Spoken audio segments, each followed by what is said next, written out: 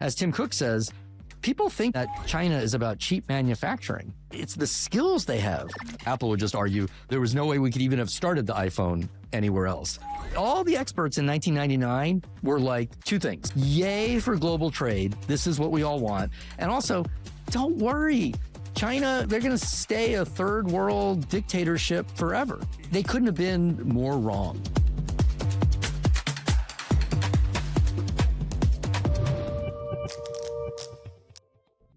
Steven, I've been looking forward to this episode because this is a full circle moment for me. You were how I got introduced to A16Z. You were on the board of Product Hunt over 11 years ago, which is how I was introduced to you and the firm. And I'm glad to be back in business together. I couldn't be more excited for us to be working together on this one and then more in the future, I hope. Exactly. And yeah, definitely a reunion of sorts. Absolutely. So for those who haven't been longtime fans of the podcast or the firm, before you've been A16Z for over a decade as a board partner, et cetera. And before that, you spent many years at Microsoft helping lead both Office and Windows. And you helped introduce the Surface PCs, which is relevant to the conversation we're about to have. So we're here to talk about Apple. We're here to talk about, inspired by the book Apple in China. But first, let's briefly cover WWDC. What reactions or hot takes do we have from it? WWDC is, their big yearly developer event. It's a remarkable platform that's been doing yearly releases for 26 years. It blows my mind, what they've done and the scale that they operate at. But I think, look, there are three big things that came out of it. The first was, obviously the big push. It was also the big reaction, which was called Liquid Glass, and it's the new user interface design. So having gone through multiple big user interface redesigns of widely used products, although to be humble about it, not one used by a billion people, the reaction is extremely predictable, which is a bunch of people, their heads just explode and they don't want it. They don't like it. You can always tell they dive in immediately to what problem does it solve? So if there's change, it must solve a problem. But there are lots of reasons that designs change. And then there's the reality. This was the developer conference. So it's not done. And Apple is very, very good at finishing these things. And all the bugs and all the issues, I can't read it, it's blurry, it's noisy, those will all get fixed. And what's left is it great and is it unique enough? And time will tell. I basically am reserving judgment and not joining in the hysteria on either side. I have no need to defend it and no need to say it's the worst thing to happen to computing, since ternary processors or something. The second thing that I thought was huge, personally, was just that the iPad gets Windows with a lowercase w. And I think that's just fascinating, like 12 different ways. It goes back to the original toaster refrigerator comment, or the iPad is different, or Steve holding the iPad only like this because it was a book. And it's just a recognition of who uses it and what they use it for. I worry it's a little late. Like, I think a lot of people have made up their minds about what to use where. Now, the iPad sells an enormous number of units, and people who don't use them don't understand that they sell more iPads than the laptop run rate in the US. Like, it's a big number, and they're enormously popular with different segments. It'll be interesting to see how this plays out. The weirdest thing about it is, the iPad is a Mac. The Mac is an iPad in terms of the hardware. And so you're really talking about a difference in software, and how they deal with that over time, and what apps run where and where is the experience is going to be super interesting. The third thing was more an act of omission than commission, and which was AI. And the whole event sort of started with Craig apologizing not really apologizing, but in an Apple way, which was like, it took more time than we planned, so we're not going to talk about it anymore. And I personally think that, months ago when they, with a great fanfare, launched all these AI features, that was out of character for them.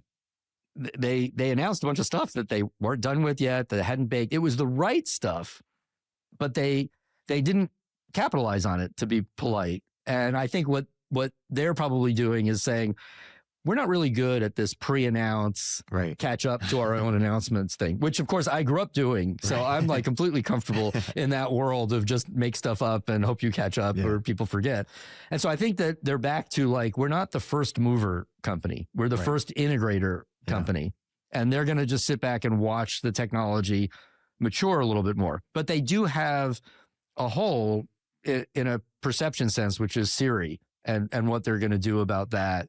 And to not talk about it very much is interesting. You know, a lot of people have commented on the sort of the failures of Apple Intelligence, or just Apple's sort of inability to capitalize on this innovation. We just saw Meta purchase 49% of scale. So they're making some big moves. How do you make sense of Meta's move? And could we see Apple do a similar type of play where they sort of buy the talent in house or buy the company? How do you think about that? I think what Meta is doing is, at the very least, it's great for AI.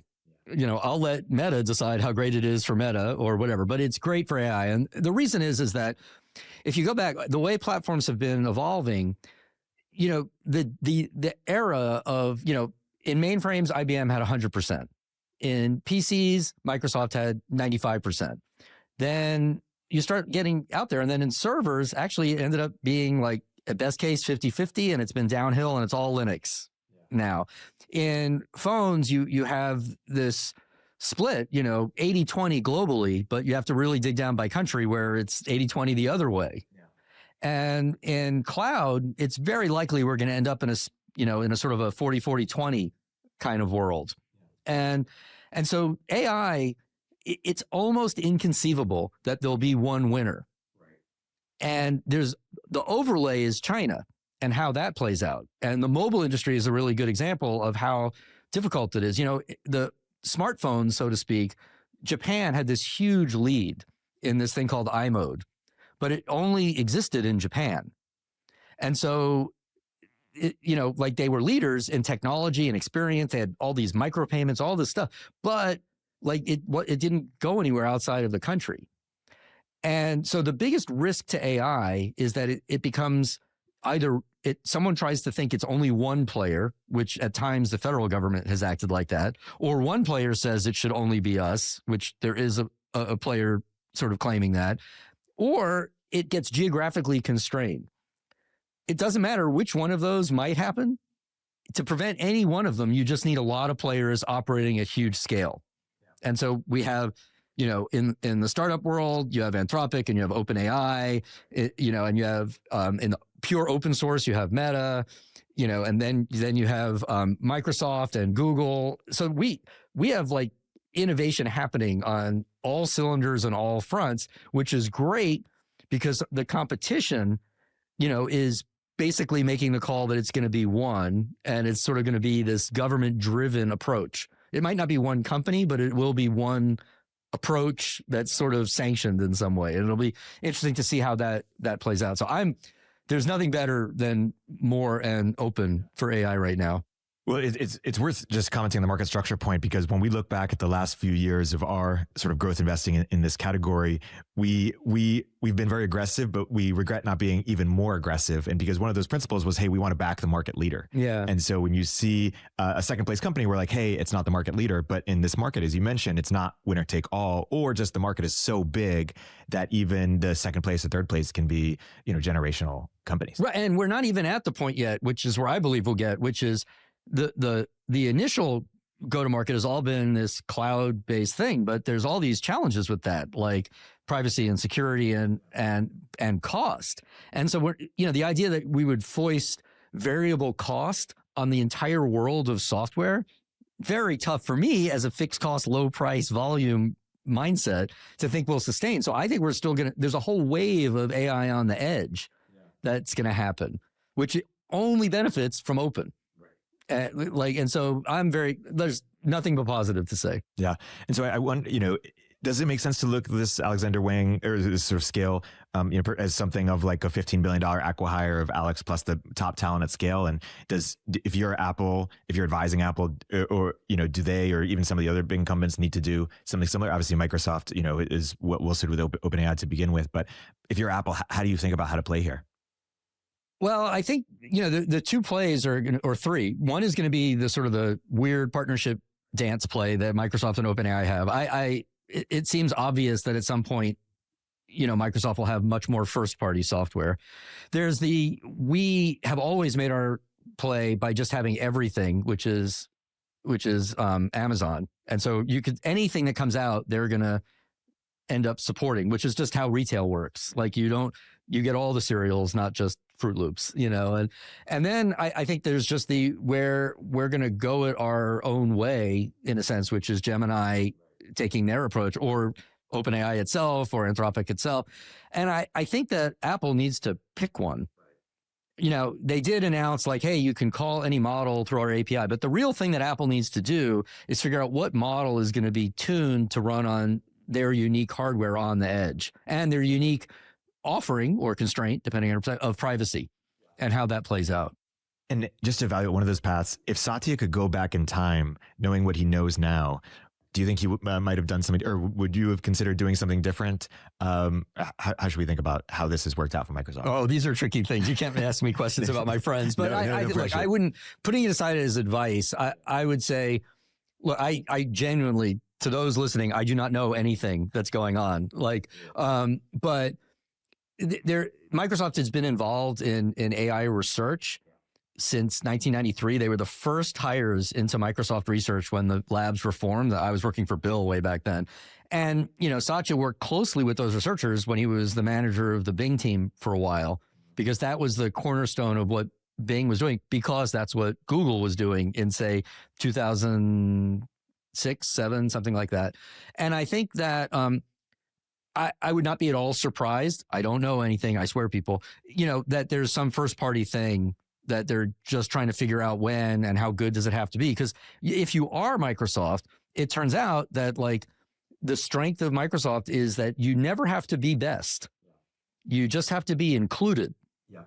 And so it's likely that will be their play. That's generally how enterprise software works. It's the inclusion and the bundle that customers value and pay lots of money for. Yeah.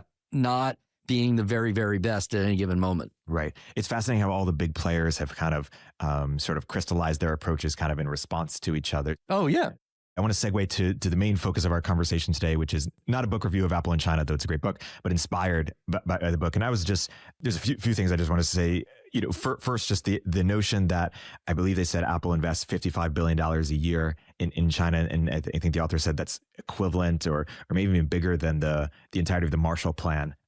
Is just astronomical. And this book talks about how Apple not only built its company in China, but also helped build China itself, China's sort of manufacturing economy, and introduced the level of talent and knowledge, or sort of taught China not just how to build phones, but that same sort of knowledge then led them to help build Tesla, which are phones on wheels, and then led to other sort of technologies used for the military, which we'll get to. But first, I just want to ask, was this inevitable, or did this make sense at the time? How do we make sense of this 20 years later? How did this all happen? It is crazy how it all happened. I mean, I think you go back, of course, Apple, we all know it was in the garage in Palo Alto. They famously built the computers there. But the thing was, from the very beginning, Apple itself was all about super tight control. I mean, first you had Woz, basically creating works of art on the motherboard. And then they built a factory. Yeah. There was the factory right here, and that's where they built computers. And they just kept doing more of that. Tight control, build the whole computer. Then Steve left Apple. Macintosh, of course, was famously the same thing, and Steve pushed and pushed on costs and the shape of it, made the famous toaster that you carry around and things like that. But after Steve left, the company had enormous difficulty competing with the IBM PC. One of the things that it did sort of later, like in the late 1990s, was a super innovative laptop. Now everybody's like, what does an innovative laptop mean? Well, it turns out in the late 1990s, laptops, nobody bought them. Yeah. They were slow, expensive, bad computers. They were just portable. That was their big thing. And if you had to have one, you did. But they built this thing that was the original portable for Mac called PowerBook. And they tried to cram they tried to make the best laptop possible. And in order to do that, they ultimately were hitting the limits of manufacturing in the US. And so Jean-Louis Gasset, who was running the Macintosh business at the time, he was very famous French executive for Apple that Steve hired to run Apple France, working for Scully. He actually pushed to do an experiment of like partnering with Sony in Japan to build a PowerBook. And so the original PowerBook line had sort of 3 computers of different sizes, power, and whatever. And the one model was done as a joint design effort, which was just incredibly brazen for Apple culture to like break out like that. And they did. And like it came back and the people at Apple were like, wow, man, this is not so bad, you know? And it wasn't the best selling model, a lot of complexity, and you could read all about it in this book or other places, but it sort of a light bulb went off. Like maybe this helps us solve some of our constraints. Now they had other constraints, like the chips were wrong for the Mac. The PC was like half the price, like a lot of problems they had, but it was like a wow moment. And that was really interesting, but they were failing at computers. Tim Cook joins Apple in like 1997, and he comes from IBM. And at IBM, he was like about making PCs. And he shows up and he's already working this whole kind of world of supply chain and all this other stuff. He then later goes to Compaq, which is a famous Texas-based computer maker, and helps them drive that whole motion of building in China. And I'll talk about that maybe in a minute. But the thing that gets built by Apple then in 1999 is this iMac G3. Now, most people aren't old enough to remember it, but it was this sort of gumdrop shaped, translucent Johnny Ive creation. And you look at that and you're like, wow, that's neat. And you're like, no, you don't understand. It was impossible. Like every element of that computer couldn't be built. Right. Not just the stuff that they left off, like it didn't have serial ports and parallel ports and all this other stuff, but it was like clear plastic. Computers came in gray stamped aluminum metal boxes with screws. And this was like a toolless, fanless, like amazing thing. And it was all done through this kind of China-based manufacturing stuff. But it was done in a very unique way at the time, which was the Apple people just went there and smothered the manufacturing line, and every step and samples back and forth and this whole deal. And I'm glossing over a very complex timeline of events, and it sounds a little bit more all or nothing and sudden, but it's a very gradual transition. But this product was huge. And then the next one was the iPod. Right. And so now they're already comfortable with this model a little bit, but the iPod was like all of a sudden the assembly of it starts to look like almost like a war games screen of all these incoming things, because it's like a disk drive invented in Japan, manufactured in Thailand, and all the stuff is coming together, and all the parts, the click wheel and everything are in China, and it's all of a sudden being made in one place in this incredible form factor. Like if you were to look at the other media players at the time, they were these big honking, they looked like game console things, like not this solid deck of cards glued together with no tolerances. I mean, it's incredible. And so that was really the start of designed in Cupertino, manufactured in China. Right. And that whole process. And that was celebrated at the time, right? Because we were excited about sort of more integration with China. So that wasn't seen as such a problematic thing at the time, right? Oh, it's absolutely. It's even more than that. Like this was like hailed as like, this is the modern way to do business. Like an example of this that's just super close to home about how things have changed was that in 1999, the World Trade Organization gathered in Seattle to ratify China as a member of the World Trade Organization. And this is the organization that sort of navigates tariffs and trade rules between countries. All the cool countries were in it, but not like communist, socialist China, with a totalitarian government and all that. And so the Clinton administration had really pushed for China to come in, and it actually split the Democratic Party. People today, their heads would explode if you try to sell it. And it turns out the Republicans were split too. Yeah. Because half the Republicans were like, free trade, free trade, free trade. And the other half were like, we hate communism, we hate communism. So the whole world, if you look back in 1999, it's like completely upside down from today.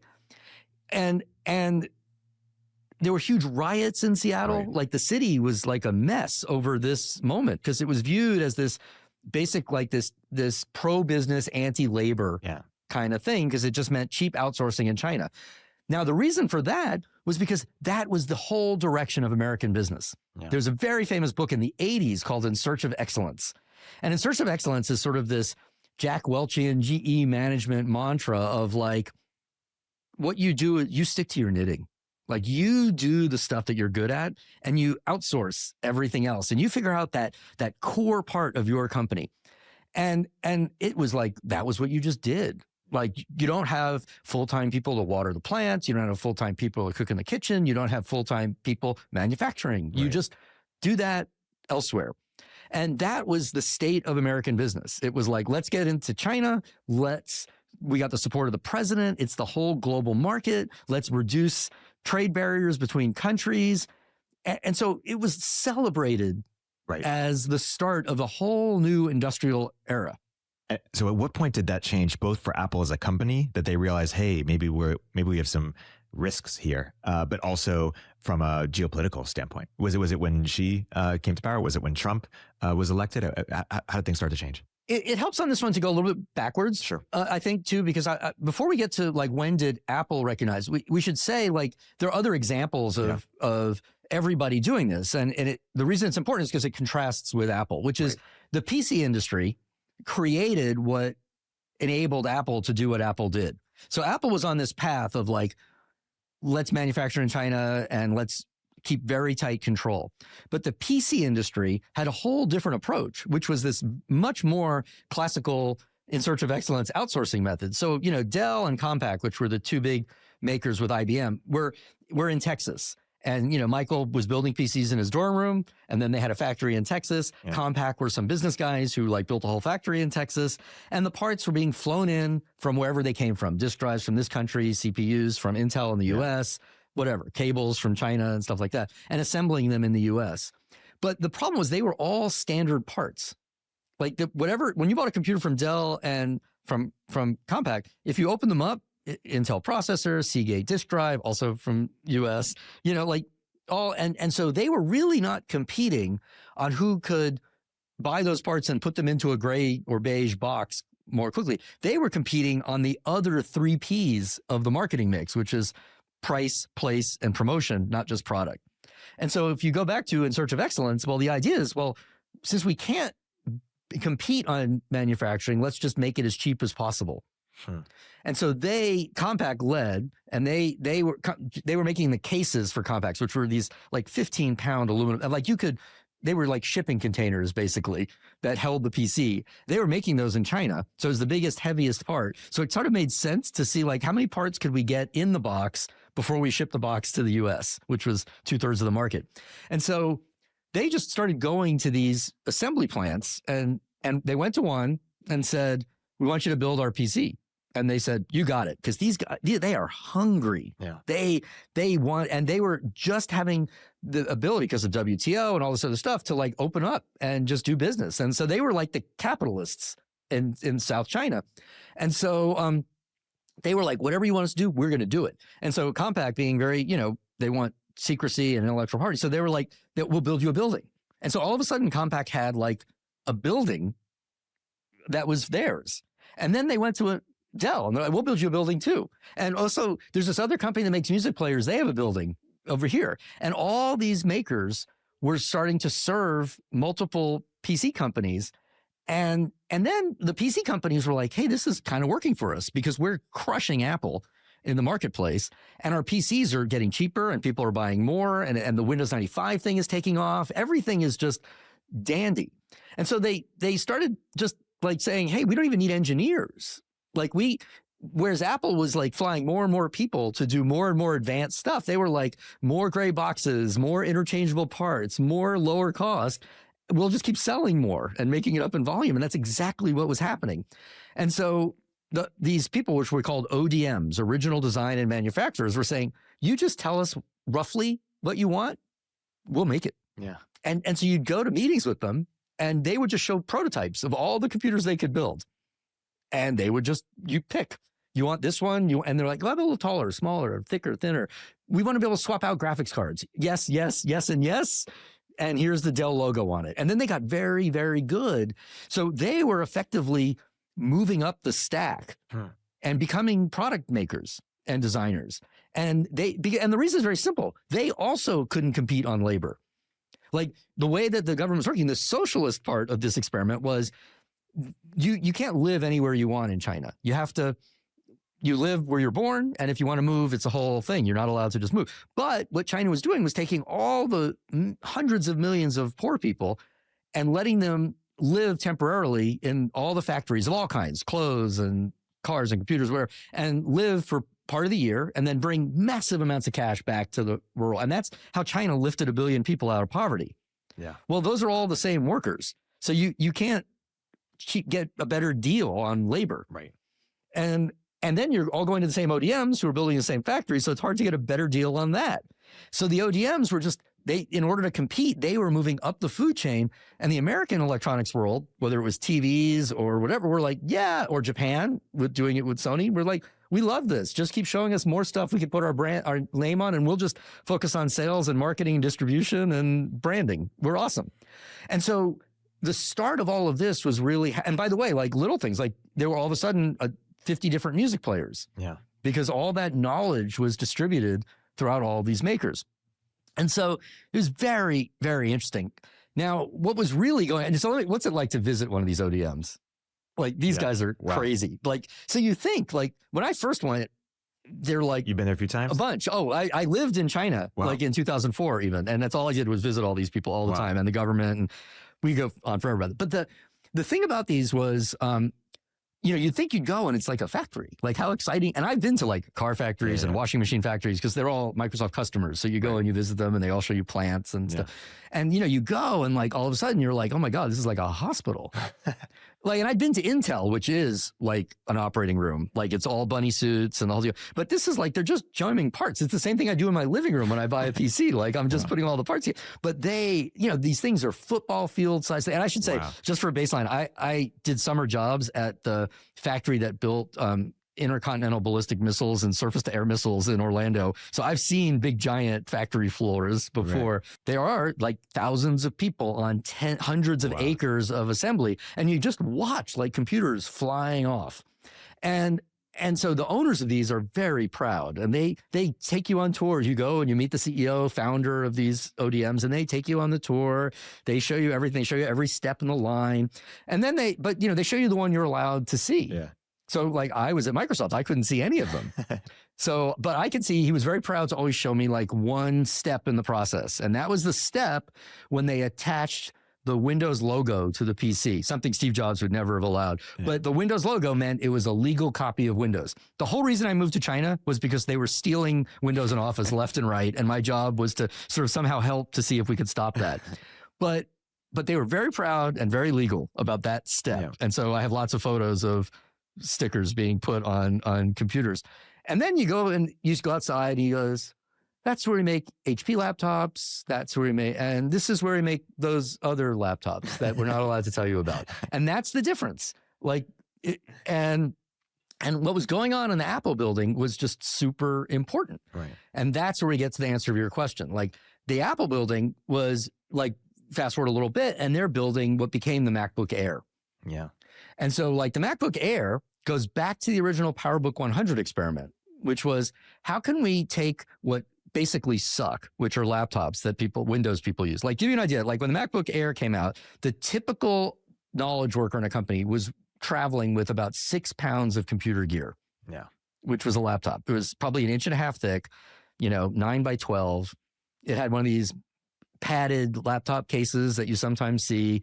It was awful. I actually wouldn't even travel. I only used like Japanese laptops that were fit in envelopes and stuff.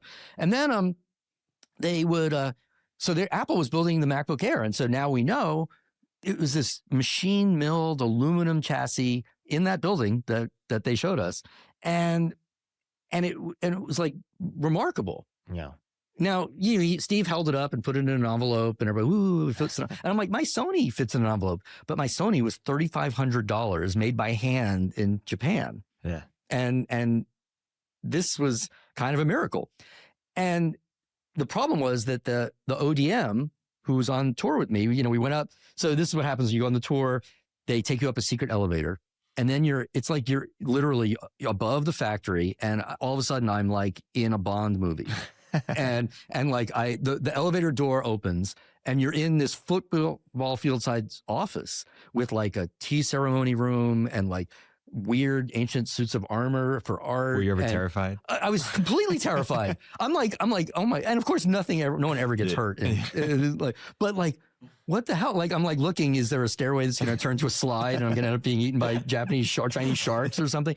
But there's like ancient scrolls and we have to go through in every single piece of art. I'm getting the story and I'm like, I'm jet lagged and I have to pee. And like, I'm here to just make sure the stickers are going on the laptops, but I'm getting the full deal. And then we sit down and he's like, the Windows people are losing.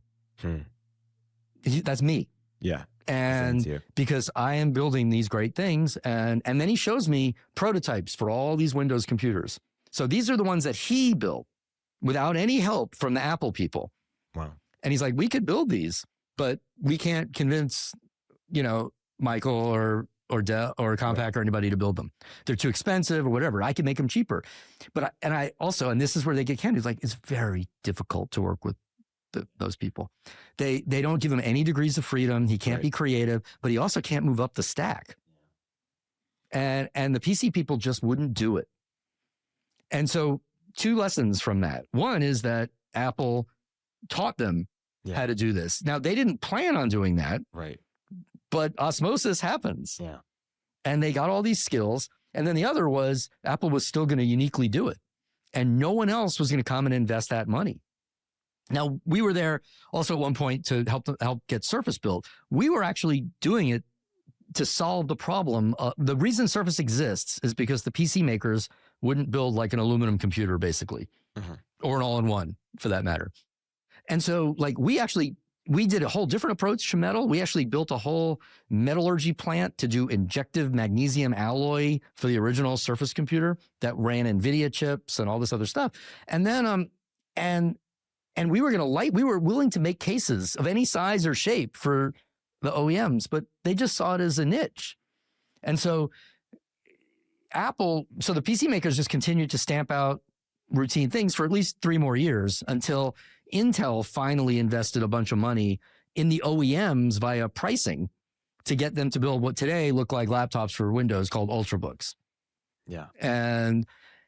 But Apple just continued to do that, and they were building that expertise just inadvertently. And then Intel came in and piled on more. And so more people knew, except in the sort of the slightly more open part of China. And so it was like this slow moving osmosis that gets us to the point where, as Tim Cook says, people think that China is about cheap manufacturing, but it's the skills they have.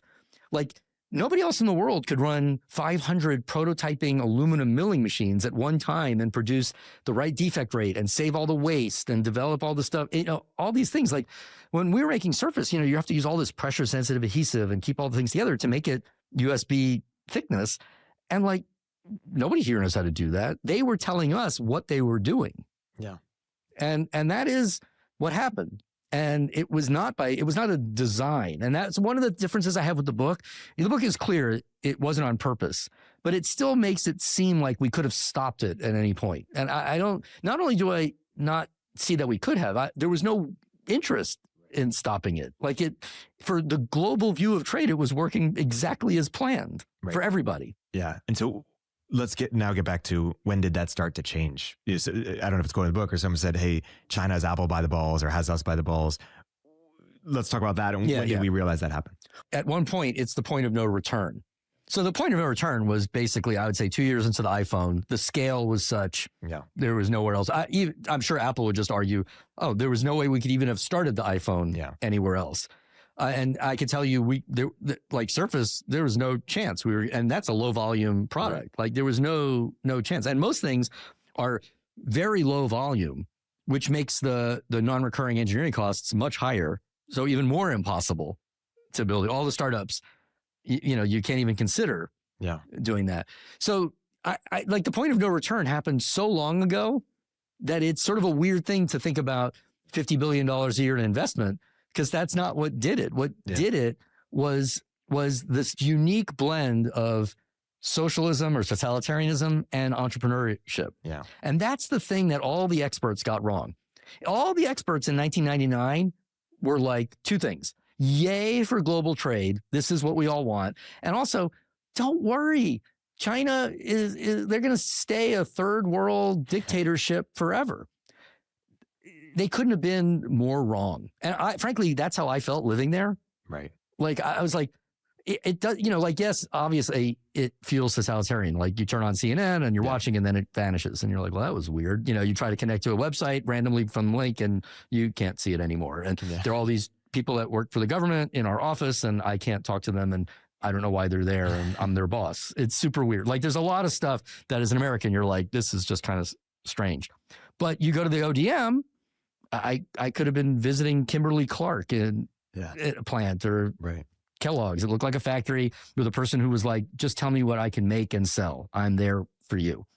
And so you're in this weird hybrid world that was completely predicted wrong. Right. And so you wake up and you're like, oh, well, they were really working. And a great way to think of it is like the car industry.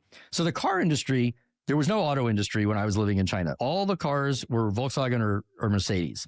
And that's what everybody drove around. That's what, if you owned a car, you owned a Volkswagen. If you got driven around, you got driven around in a Mercedes. And that's just how it was. And the way they got there was by doing these joint ventures with the China. And that was the mandated way. And the joint venture came with like, these terms that were onerous, like you had to give them all your IP, right? And so for us, like even to get a license to sell software, not that anyone was buying it legally, but to sell software, you had to sort of allow these inspectors to come in and see stuff. And like we had to shut down Hotmail for forever because like we wouldn't let them see the data center servers, which weren't even in China and all sorts of complexities. But if you wanted to sell into the world's largest population market, that was your choice, comply or not. In the meantime, the entrepreneurs in southern China they're not looking at Beijing for government direction. They're actually going, well, we have to beat Korea. We have to beat Japan. We have to beat Singapore. We have to beat Vietnam or Indonesia. And those are all their neighbors and they see them all. And like we met once with, and so the car companies, if you just fast forward, they all are out of China now. These joint ventures, they could never get their money out. They lost all their IP, their manufacturing. It's just horrible. To like Volkswagen, Ford, Mercedes, it's just been a nightmare. Tesla didn't have to do a joint venture, which is sort of the modern thing, just like Apple, where they were allowed to operate. But it turns out there are all these soft ways that the company could be miserable. That's where it goes from entrepreneurship to the socialist totalitarian, where they can just, the Communist Party could just say, we all need to have phones and we like this model from Huawei. Or we're picking a new 5G standard. And it's going to step all over the Qualcomm patents, but it's only in China where we enforce the laws. And you're like, but the WTO says the what? Says what? Like, and you get really stuck on this kind of stuff. And I think what everybody learned was in, say 2000 to 2010 was very easy to pour money into China. But it doesn't come out. The returns just aren't there. And then it's also easy if you're one of the blessed sort of companies to sort of grow, but then all these soft things happen. Now, a lot of people love to say how that's just totalitarian governance, but they forget like the history of trade in America.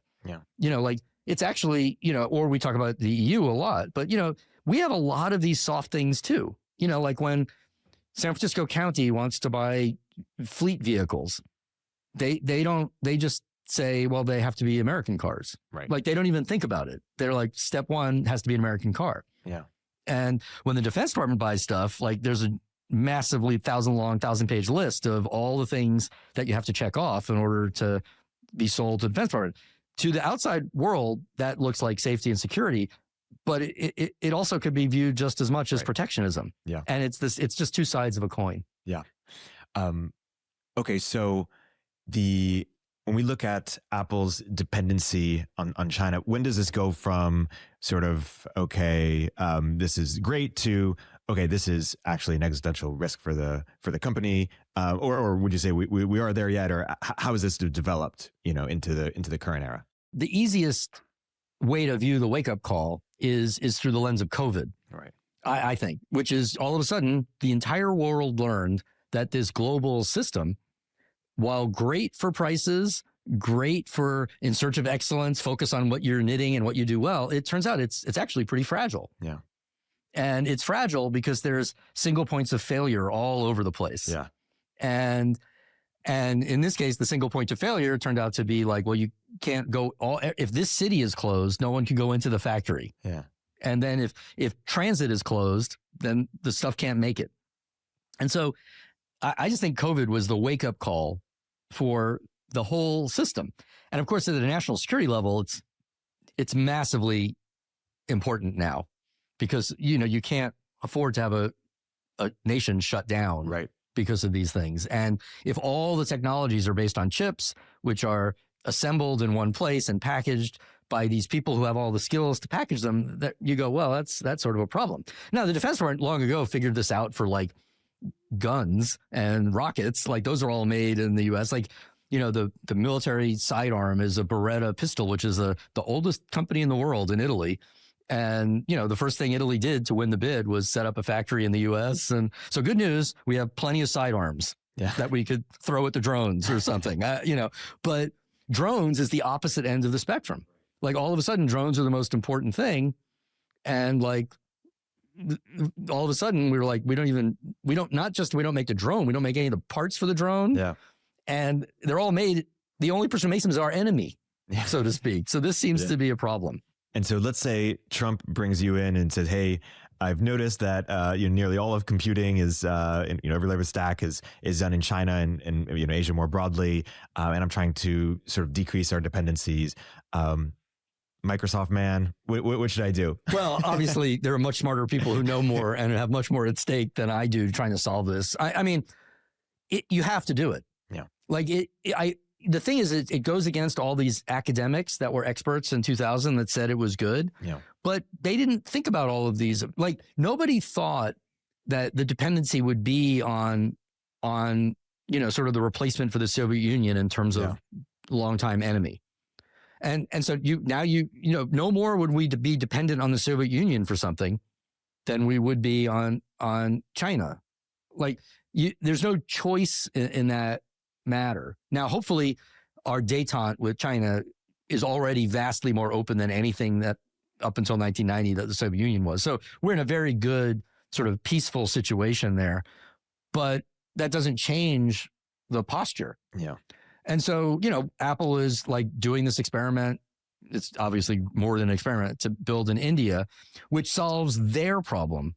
It doesn't necessarily solve the current administration's view of the solution. Right. I mean, because if you think of it, like the other part of free trade that inverted, twisted, and, split the political parties in half in the US was NAFTA in the early 1990s, which was like free trade with Canada and Mexico. What could be more of a no-brainer? Well, it turns out it was also the global view of things. Yeah. Like, in fact, NAFTA, half the Democrats voted against it, half the Republicans voted against it, the same as WTO kind of stuff. And here we are, like, well, that meant that all the jobs just moved to Canada and Mexico. Yeah. And long term, also not having employed people is a bad thing. It doesn't matter if it's manufactured or anything. It's just like weird that just being across a border would so substantially change the economics of what's made. Yeah.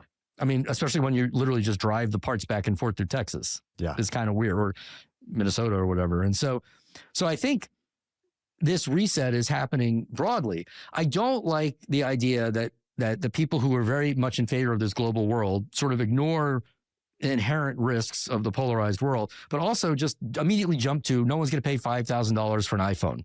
Yeah. I think what an incredibly silly argument. Because if you were to look at an iPhone and think about making it by hand, you would go, well, it's going to cost like $100,000 each one. It's like a fancy watch. Yeah.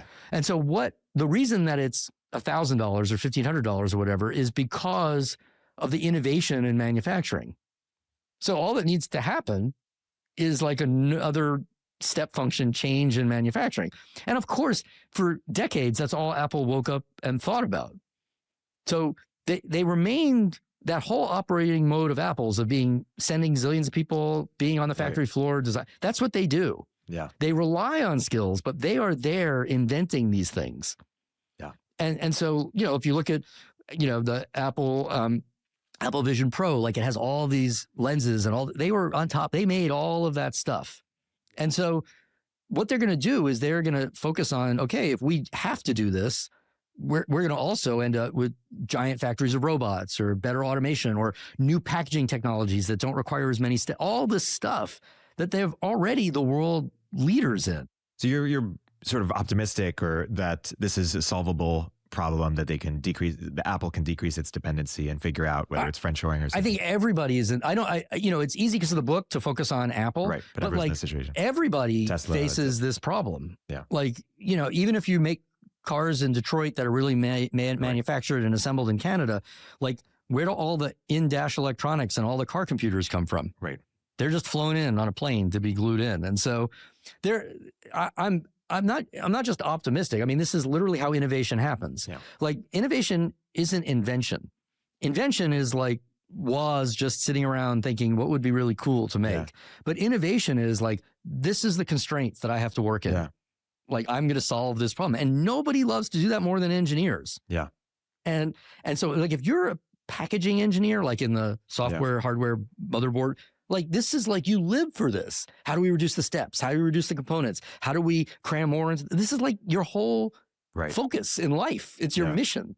So of course, I mean, like, yes, and they've been working on it. And so the way innovation happens is the people who've been working on stuff go, I have a totally better idea. And then you try it. And like, oh, this one worked. The other 1,000 didn't work. I mean, that translucent case, like, it's not like people hadn't thought of making plastic cases before. Yeah. And translucent plastic was like a thing. And then they sat down and they just made it because you can build things. Like that's a thing that happens. And factories are things that can be built. Yeah. And so like, I don't see any reason why. I think that the mistake is either thinking that China is about cheap labor, or the mistake is thinking that for things to be made in the US, it has to recreate 300 million migrant workers on buses working temporarily and going back home. Like, I don't know. That's just one way. That was their constraint. Yeah. Like their constraint was we have to employ all these people, but not let them move. Yeah. That was their constraint. Like, we have an idea. Let's build the factories in Shenzhen and get a bunch of buses and dorms. Yeah. Problem solved. Right. We have a different one. We don't have 100 extra million people. Yeah. We have a lot of money and a lot of intellectual power and a big desire to bring low cost, high tech products to people. Yeah. Let's build things. And gearing towards closing here, it felt inevitable to me, sort of the Apple, would become this even much bigger than it is today in the sense of, I remember reading the stat of like, wait, I'm sorry, much bigger than like the hugest company in the world? Only much bigger? Because, 9 out of 10, I think high schoolers, prefer Apple products. So if you sort of, when they get to college, when they graduate, like, why isn't sort of iPhone market share much bigger? Why wouldn't it just keep getting significantly bigger? Not just in phone, but also in sort of laptop, desktop as well. And so but when you look at the risks, maybe sort of this, the China situation just drastically increases prices if something were to material happen in the short term, or maybe there's a new form factor that Johnny Ive at OpenAI or someone else figures out that overplays the phone. That doesn't seem super likely in the short term. But how do you sort of react to that? To sort of, Well, I think, look, people always think that like you're either in the school that things are just going to keep going, like they're going to go forever, or like, idiot, this thing is over. There's already a new thing, but there's like, you can't buy or touch the new thing. And we are in that in between space right now. And I do think that, that it's highly likely that new ways to make things will get figured out. Yeah. It's highly likely that it's going to get much more competitive in phones only because the target is a little bit more stable. Yeah. And the best way to think of it is like Macs are, half the laptop market in the US at this point, not quite, but with segments. And so nobody thought that would ever happen. Yeah. But that's partially because the reason that could happen is because the use case for laptops stagnated at about 2000. And so all of a sudden, I'm basically running a browser and Microsoft Office. Yeah. And if you're doing that, a Mac modulo the differences in Office is roughly the same. And so then if the price is the same at $1,000, why not? Half the market is always going to be viewed as a price point. Like, and $1,000 is $200 more than $700. And so a certain amount of the market is going to buy the phone that's free with the plan. And that's just going to happen. But more and more of the market will see the phone as like a positive, a positive part of life and be willing to invest in it, right, like any branded item. And I think that's going to happen. So I don't know what's going to happen on the device side. I think generally speaking, the form factor is going to last much longer than even the most optimistic people think. I mean, there's like a lot of people running PCs still, even though nobody in Silicon Valley knows that. And I think like it's just going to be up for grabs. Like there's nothing written anywhere. Bill Gates used to always have to remind people that, Microsoft, any day somebody could just show up and do a better version of everything Microsoft does because it's software, and the economy of scale, all that stuff isn't the barrier that people used to think. Manufacturing devices specifically has a barrier, but also because of the automation, because of all this work that's going on, that barrier is just going to drop. In fact, it has dropped. The only reason that there are so many amazing Samsung phones is because they've all seen the movie. Yeah, like they know what to do. Yeah. Is there anything else you want people to take either from this book or from this conversation kind of in summary? Well, I think I would sort of just drill down on one issue that I just think is super important for people to really consider in the competition between the US and China, and also how it relates to AI, which is the difficulty we're all going to have collectively to navigating the world of intellectual property. Yeah. I think it's very, very easy to say China doesn't respect intellectual property, so they can't be part of the world stage flat out. I mean, they've crushed the pharmaceutical industry that way. What they've done with BYD and Tesla, arguably pretty rude and stuff like that. But on the other hand, it's just as easy to say, well, because of AI, all knowledge, all content, all information just needs to be free to train and to reuse. Neither of those are realistic positions. And I think that this issue is far more subtle and far more important than I think either China thinks or the sort of the digerati in the US think. And I believe that that's one that's going to need a lot. And I worry about wild cards. Like I worry about the European Union going crazy in one direction or another and passing some rule. Then all of a sudden that market is weird. Or Japan, which was like went the other way because they have a language challenge, which is Japanese. Like they're in control of Japanese. So they just said, yeah, we could train anything here. Yeah. But it's like, yeah, but that's just Japanese. Or is it a loophole for English? We're not really sure. Yeah. And so I think that issue is the one where policymakers need to spend the most time, but it's also structured in the US that it's a litigation issue and there's no way around it. Yeah. So we're in for years of kind of market uncertainty over how this plays out. And that's been a core part of Apple's advantage, has been their ability to maintain the intellectual property of components and manufacturing and assembly. And now that's dispersed. Yeah. Yeah. That's a good place to end. Steven, this has been a fantastic conversation. Thank you so much for coming on. Thank you. It was great to be back together.